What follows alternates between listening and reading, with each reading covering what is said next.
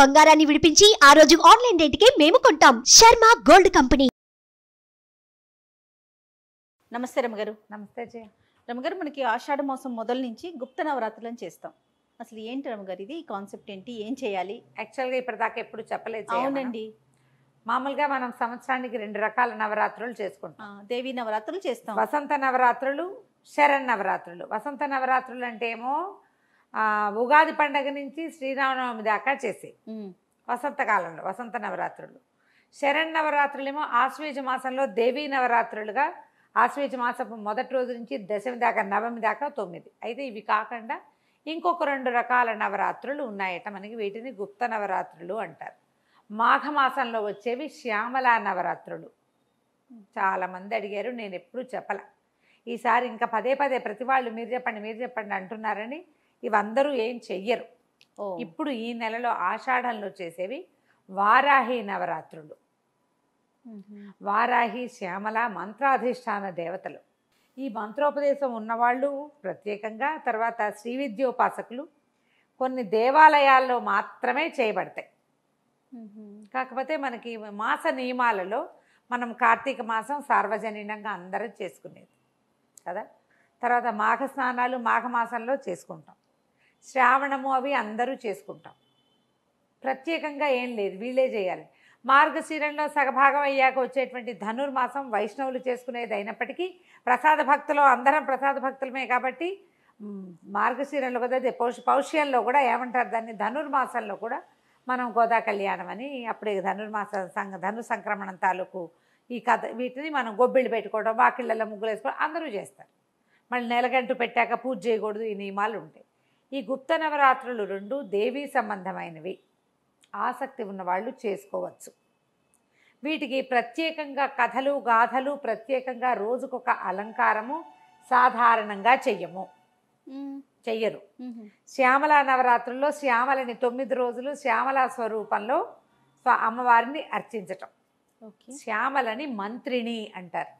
శ్యామలాదేవి అమ్మవారి యొక్క సౌమ్య స్వరూపమని, ఆమె ఇలా తెలివితేటలకు సంబంధించినవి విద్యా సంబంధమైనటువంటి వ్యవహారాల్లో ఆమె యొక్క శక్తి ప్రవర్తిస్తుందని చెప్తారు. శ్యామలని మాఘంలో, ఈసారి మాఘమాసం వచ్చినప్పుడు ఆ మాట కూడా చెప్తాం. ఆల్రెడీ చెప్పేసామనుకో, మళ్ళీ చెప్తాం. ఇప్పుడు ఆషాఢంలో ఏంటంటే మనకి ఇక్కడ అమ్మవారికి బోనాలు ఎత్తుతారు కదా. ఆషాఢంలో బోనాలు ఎత్తారు. ఈ ఆషాఢంలో సాధారణంగా మనకేవో సాధారణ నియమాలు ఉంటాయి. ఆషాఢంలో గోరింటాకు పెట్టుకోవాలి, ఆషాఢ ఆదివారాలు తప్పకుండా గోరింటాకు ఆయుష్ వృద్ధి అని చెప్పుకుంటాం కదా. ఈ ఆషాఢపు తొలి రోజు నుంచి ఆషాఢ శుద్ధ పాడ్యమి నుంచి ఆషాఢ శుద్ధ నవమి వరకు వారాహి నవరాత్రులుగా అమ్మవారిని వారాహి స్వరూపంలో గౌరవించడం, ఆరాధించడం, పూజించడం, భజించడం చేయవచ్చు. కొన్ని వారాహి అమ్మవారికి సంబంధించిన దేవస్థానాల్లోనూ శక్తి సంబంధిత దేవస్థానాల్లోనూ వారాహి స్వరూపంలో అమ్మవారిని కొలుస్తారు. మనకి దీనికి ప్రత్యేకమైన పూజా విధానం అది ఉందంటే నాకు కూడా అంత వివరం తెలీదు. మేమేం చేస్తున్నామంటే ఈ 9 రోజులు వారాహికి సంబంధించిన ద్వాదశ నామావళి ఒకటి ఉంది, ఆ నామావళి చదువుకుంటున్నాను అంతే. ఈ 9 రోజులు నైవేద్యాలు ఏదైనా ఒక నివేదన. ఈ వారాహి అంటే ఈవిడి ఎవరు అంటే ప్రధానమైన ప్రశ్న. వరాహస్వామి ఉన్నాడు కదా, ఆది వరాహమూర్తి, ఆయన యొక్క స్వరూపం స్త్రీ స్వరూపమే వారాహి. భూదేవి అని చెప్తారు. భూదేవిని ఎత్తుకుని ఉద్ధరించాడు వరాహస్వామి. విష్ణుమూర్తి వరాహ స్వరూపంలో భూదేవిని ఉద్ధరించినప్పుడు ఆమె స్వామి యందు ఆ ప్రీతితోటి వారాహిగా ఆమె రూపాంతరం చెందిందని, భూ సంబంధిత శక్తిగా ఈ వారాహి స్వరూపాన్ని చెప్తారు. సాక్షాత్తు మహాలక్ష్మి భూస్వరూపంలోనూ వారాహి స్వరూపంలోనూ ఉంటుంది అని చెప్తారు. అమ్మవారు స్త్రీ స్వరూపము, వరాహ ముఖంతో మనకి ఫోటోలు ప్రతిమలు కనపడతాయి. ఈమె ముసలము హలము ధరించి ఉంటుంది, రోకలి నాగలి కాబట్టి భూదేవత. భూ సంబంధిత వ్యవహారాలలో ఈమె శక్తి చాలా ప్రవర్తిస్తుంది. వ్యవసాయదారులకి వాళ్ళకి అమ్మవారు చాలా సహాయం చేస్తుంది. తర్వాత ఏమో ఏదైనా భూ సంబంధితమైన వ్యవహారాలు ఉన్నప్పుడు ఇళ్ళు కట్టుకోవాలన్నా, పొలాలు అమ్మాలన్నా, కొనాలన్నా, భూములు ఏవైనా క్రయ విక్రయాల్లో ఇబ్బందులు ఉన్నా వారాహిని గనక ధ్యానిస్తే, వరాహస్వామిని ధ్యానించినట్టుగానే భూవరాహస్వామి దేవస్థానం గురించి చెప్పుకున్నాం కదా. అవునవును. ఈ వారాహిని ధ్యానించినా కూడా మనకి ఆ సమస్యలు తీరుతాయని, ఈమె వెంటనే మనకి ఆమె యొక్క ఏమన్నా అనుగ్రహం లభిస్తుందని చెప్తారు. లలితా సహస్రనామాల్లో ప్రత్యేకంగా అమ్మవారి వరాహ సంబంధమైన అమ్మవారి వారాహిని గురించి నామాలున్నాయి. విశుక్ర ప్రాణహరణ వారాహి వీర్యనందిత అని ప్రత్యేక నామం ఉంది. విశుక్రుడనే రాక్షసుడిని సంహరించింది వారాహి స్వరూపంలో, విశుక్రుడిని సంహరించింది వారాహి. ఇంకొక నామం ఉంది, కిరిచక్రరథారూఢ దండనాథ పురస్కృత. ఈ కిరి అంటే వరాహం అని అర్థం.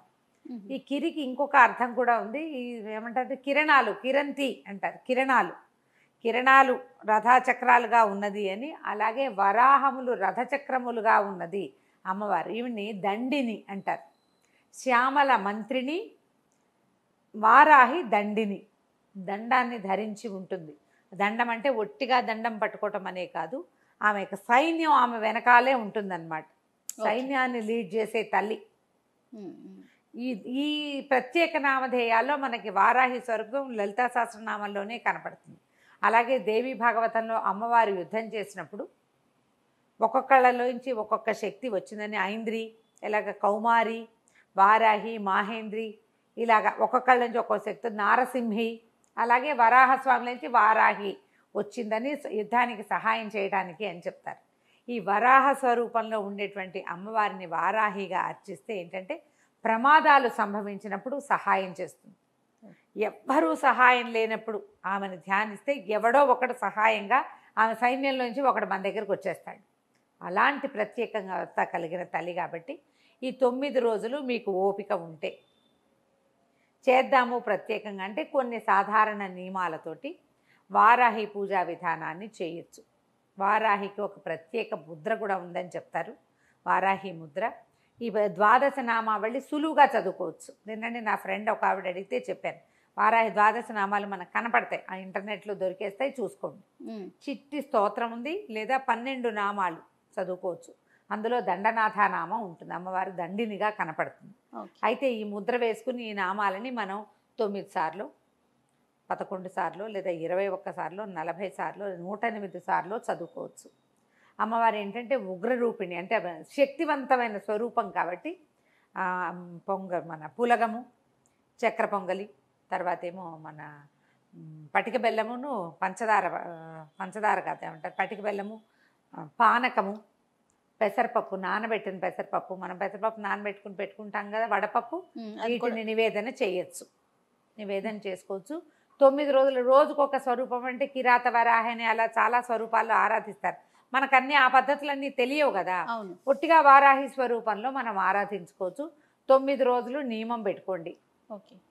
పొద్దున్నే స్నానం చేసి అమ్మవారికి అర్చన చేసుకుని ఆమె స్వరూపాన్ని ధ్యానించి ఏదైనా నివేదన చేసి మీ తర్వాత పనులు చేసుకోవచ్చు. తీవ్రమైన నియమాలు అవి తీసుకోవాల్సిన అవసరం లేదు. ఎవరికైనా అలాంటి అలవాటు ఉంటే అది మీ ఇష్టం. అంతే. సాధారణంగా వారాహ అమ్మవారి యొక్క వారాహి నవరాత్రులు మీరు చెప్పలేదు అనకుండా చెప్తున్నాం. ఈ 9 రోజులు కావాలంటే చేసుకోవచ్చు. ఏవైనా ఇబ్బందికరమైన పరిస్థితులు ఉన్నవాళ్ళు, అనారోగ్యంతో ఉన్నవాళ్ళు, భూ సంబంధమైన ఇబ్బందుల్లో ఉన్నవాళ్ళు ఈ 9 రోజుల నియమాన్ని గనక పాటిస్తూ అమ్మని ఈ 9 రోజులు ఆరాధిస్తే మీ సమస్యలు, ఇబ్బందులు తొలగేందుకు అవకాశం ఉంది. 10 రోజులు కదా, మొత్తం 9 రోజులు అంటే చేసుకుంటే సరిపోతుంది, అంతే. ఎక్కువ ఏం చేయలేము, ఇవన్నీ చేయమండి. లలితా సహస్రనామం చదువుకోండి 9 రోజులు, ఆషాఢం మొదటి రోజు నుంచి నవమి దాకా చివరి వరకు. 9వ రోజున పూర్తయిపోతుంది. 10వ నాడు మనం విజయదశమికి ఎట్లా చేస్తామో అట్లాగే చక్కగా భోజనాలు అందరికీ, ఫ్రెండ్స్కి అందరికీ భోజనాలు పెట్టుకొని చేసుకోవచ్చు. వారాహి నామాలు చూడండి చాలా విశేషంగా కనిపిస్తాయి. చిన్న ప్రతిమ కానీ చిన్న ఫోటో కానీ తెచ్చి ఇంట్లో పెట్టుకోండి. ఆమెను ధ్యానిస్తే ఈ రకమైన సమస్యలు, వ్యవహారాలు, ఆరోగ్యము ఉంటుంది. అలర్జీస్ వస్తాయి చూడు, అవును, అవి చాలా తగ్గుతాయి ఈమెను ధ్యానిస్తే కనుక. ప్రమాదాల్లో అక్కడ సహాయకారిగా ఉంటుంది. ఏముంది, దైవ సంబంధమైన శక్తి. మనం ఎలా ఆరాధిస్తామో అలా మనకి పలుకుతారు వాళ్ళు.